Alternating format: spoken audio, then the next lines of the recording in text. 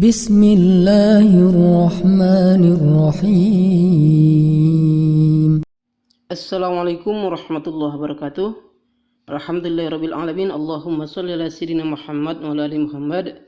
Selamat datang kembali rekan-rekan sekalian. Kita bertemu di channel Al-Fatih Fam.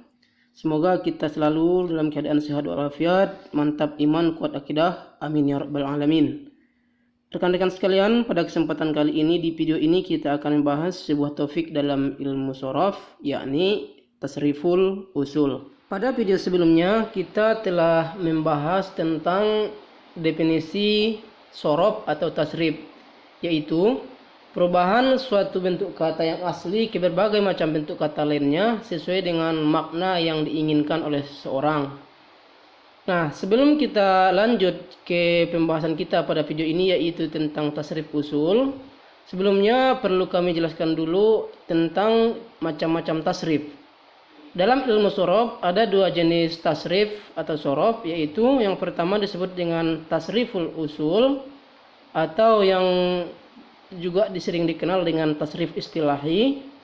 Kemudian yang kedua dikenal dengan tasriful far'i atau sering juga disebut dengan tasriful lugawi.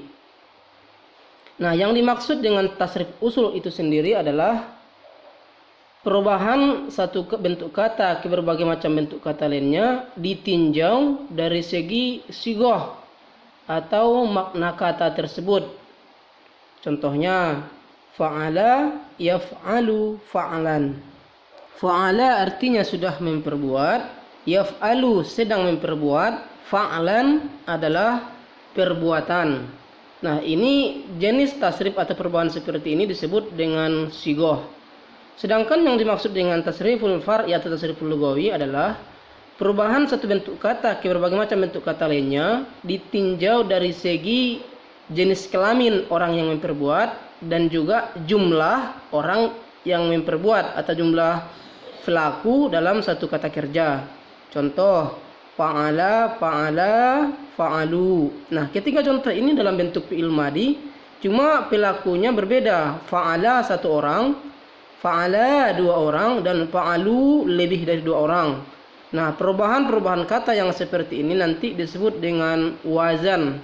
Nah, dalam wazan itu terbagi tiga, ada namanya wazan fi'il madi, ada 14 wazan secara umum. Kemudian fi'il mudhari juga ada 14 wazan, dan fi'il amar nanti secara umum juga ada 6 wazan. Nah, kalau tasriful usul menghasilkan sigot atau bentuk kata dilihat tinjau dari segi makna, sedangkan tasriful far'i atau tasriful lugawi menghasilkan wazan.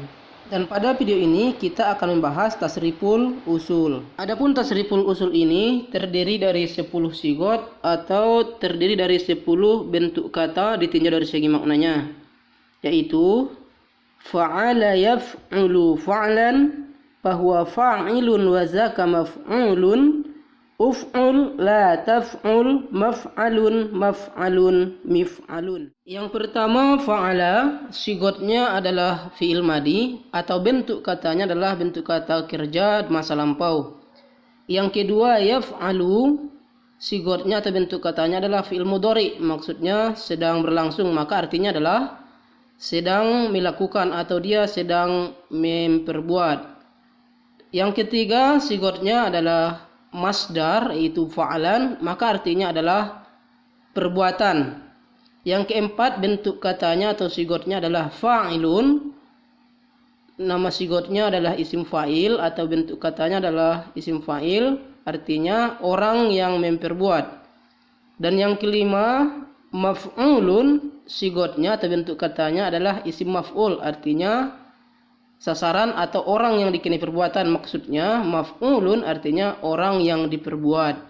Sigot yang keenam dari tasriful usul yaitu uf'ul. Nama sigot ini adalah fi'il amar, artinya kata kerja menunjukkan perintah atau masanya adalah masa yang akan datang. Uf'ul artinya perbuatlah. Sigot yang ketujuh dari tasriful usul yaitu la taf'ul. Nama sigot ini atau bentuk kata ini disebut dengan fi'il nahi, yaitu kata kerja yang menuntut untuk tidak dilakukan. La taf'ul artinya jangan perbuat. Sigot yang ke-8 dari tasriful usul yaitu maf'alun. Nama sigotnya adalah isim makan atau kata benda yang menunjukkan tempat. Maf'alun artinya tempat memperbuat. Sigot yang ke-9 dari tasriful usul yaitu maf'alun juga sama dengan sigot yang ke-8. Nama sigotnya isim zaman. Jadi sigot isim zaman dan sigot isim makan itu sama, yaitu maf'alun, masa memperbuat atau tempat memperbuat. Sedangkan sigot yang terakhir atau yang ke-10 disebut dengan mif'alun. Nama sigotnya adalah isim alat. Maksudnya alat untuk memperbuat. Mif'alun artinya alat untuk memperbuat. Lantas apa fungsinya mengetahui sigot dari ke-10 tasrif usul ini? Nah, di dalam teks nanti akan kita temukan bentuk-bentuk kata yang menyusun sebuah kalimat atau teks dengan berbagai macam ragam bentuk seperti yang kita bahas dalam tasrif usul ini. Nah, dengan demikian kita akan tahu barisnya dan juga akan gampang atau lebih mudah untuk menerjemahkannya. Atau ketika kita hendak berbicara atau hendak menulis sebuah teks atau kalimat, hendak merubah sebuah kata sesuai dengan makna yang kita inginkan, maka bentuk sigot yang kita kuasai seperti ini akan sangat membantu sekali. Nah, sekarang kita akan mencoba mengubah kata lain atau kata kerja lainnya ke dalam bentuk sigot tasrif usul yang 10 ini. Contoh yang pertama yaitu nazara. Nah, tadi kan fa'ala. Nazara yanzuru. Nah, baris kedua kata ini namanya simai. Hanya bisa ditentukan dengan cara langsung didengar kepada orang Arab atau ditanya langsung ke orang Arabnya. Atau kalau tidak bisa menanya ke orang Arabnya, kita bisa lihat ke kamus. Biasanya di kamus kata kerja langsung ada fi'il madi dan fi'il mudhari. Karena ini patokannya memang simai, artinya kita tidak punya rumus. Nazara yanzuru. Nah, yang ini sangat menentukan nantinya ke dalam bentuk sigot-sigot lainnya yang ada di antara 10 sigot dari tasrif usul ini. Sekarang kita ubah dulu. Fi'ilnya yaitu nazara. Maka adapun tasrif usulnya yaitu nazara yanzuru nazran bahwa nazirun wa zaka manzurun unzur la tanzur manzurun manzurun minzurun.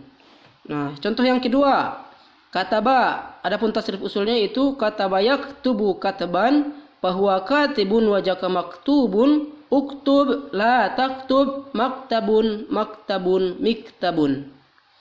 Nah, ketika kita menemukan teks dalam sebuah kalimat atau kata dalam bentuk kalimat, contohnya dalam bentuk maktubun, maka kita telah tahu membedakannya dengan terjemahannya dengan makna kataba. Kataba artinya menulis atau kata kerja, maka maktubun akan dengan enak kita artikan menjadi yang ditulis, menjadi bentuk katanya menjadi bentuk kata isim maf'ul atau sigotnya menjadi sigot isim maf'ul. Atau contohnya katib. Nah, kita akan tahu itu berasal dari asal kata kataba yang artinya menulis, maka ketika diubah menjadi katibun, polanya seperti ini, itu artinya orang yang menulis. Dia menjadi isim, tidak lagi menjadi fi'il. Nah, itulah sekilas arti penting dari mengetahui tasrif usul atau sigot usuliyah dari 10 sigot yang ada pada tasrif usul ini. Begitupun dengan kata-kata lainnya nanti, ketika kita hendak mengubahnya ke tasrif usul, kita cukup melihat dan menyesuaikannya dengan wazan yang terdapat dalam sigot tasrif usul ini. Apakah tasrif usul hanya ini saja? Tentu tidak. Nanti tergantung babnya. Cuman sekilas memang hanya seperti ini. Polanya seperti ini, hanya ada beberapa perubahan, nanti perubahan baris tergantung babnya. Contohnya kan nazara yanzuru. Zo pada kata nazara berbaris patah. Kemudian zo pada kata yanzuru berbaris dhammah. Maka ini disebut dengan bab fathu dhammin. Nah, ketika nanti baris zo atau ain fi'il di fi'il madhi dan fi'il mudhari berbeda, maka wazannya pun atau tasrif usulnya pun akan berbeda. Sekian dulu pembahasan kita dalam video kali ini. Semoga berkah dan bermanfaat untuk kita semua dunia dan akhirat. Andai kata ada kritik dan saran ataupun komentar, silahkan tinggalkan di bawah video ini. Terima kasih kawan-kawan semuanya atas perhatian dan kerjasamanya. Mohon maaf andai kata ada khilaf dan salah. Assalamualaikum warahmatullahi wabarakatuh.